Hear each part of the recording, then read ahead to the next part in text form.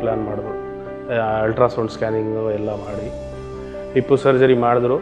Almost ಅವರು second time ಮಾಡಿದ ಇದರಲ್ಲಿ ಹಿಪ್ಪು ಫೇಮರು ಆಲ್ಮೋಸ್ಟ್ ಮೋರ್ ದೆನ್ 50% ಕಟ್ ಮಾಡಿಬಿಟ್ಟಿದ್ರು.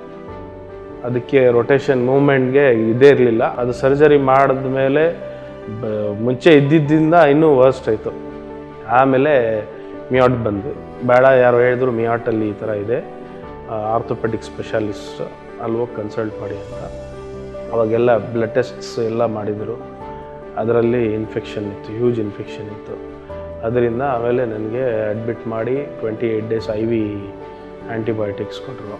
ಈಗ ಇನ್ಫೆಕ್ಷನ್ ಎಲ್ಲ ಕ್ಲಿಯರ್ ಆಗಿದೆ, ಈಗ ಸರ್ಜರಿ ಮಾಡೋದ ಅಂತ. ವಾಕಿಂಗಲ್ಲಿ ಎಷ್ಟು ಕಷ್ಟ ಇಲ್ಲ.